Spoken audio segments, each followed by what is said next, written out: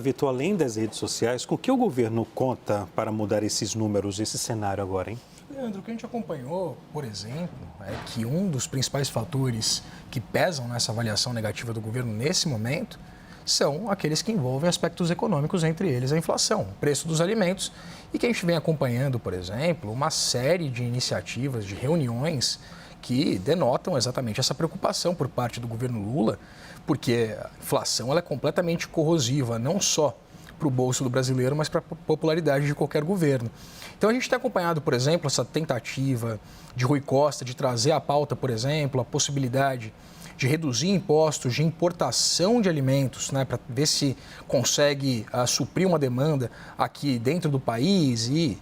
o que causou, inclusive,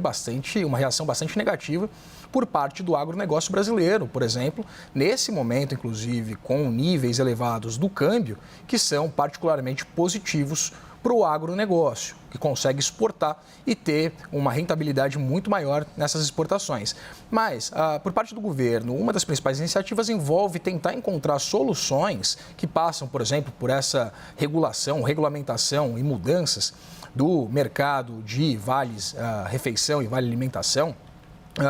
Isso, de fato, mostra, né, o quanto o governo está bastante preocupado com o nível de inflação dos alimentos, porque vale a gente destacar, o IPCA, né, que é o índice básico de inflação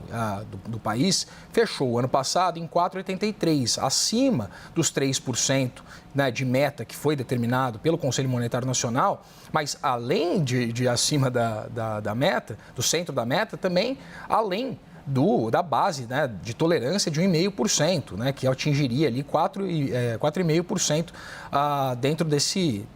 intervalo de tolerância. O governo conseguiu um resultado que ultrapassa essa margem de tolerância e o que, de fato, se destacou em meio a esse aumento, né, dos preços médios, foi exatamente a inflação dos alimentos, que avançou 7,69% no ano passado e foi puxado por alimentação em domicílio, que avançou 8,23%. Ou seja, o governo, de fato, tem essa preocupação do ponto de vista da economia e exatamente dessa sensação por parte da população de que a alimentação está mais cara. Vale destacar, Leandro, que nessa Genial Quest tem alguns outros recortes que mostram que essa desaprovação do governo Lula, ela se dá principalmente em aspectos que tangem a economia. Alimentos no mercados, como a gente destacou aqui, que atingiu 83% da percepção de que os preços subiram. Combustíveis nos postos,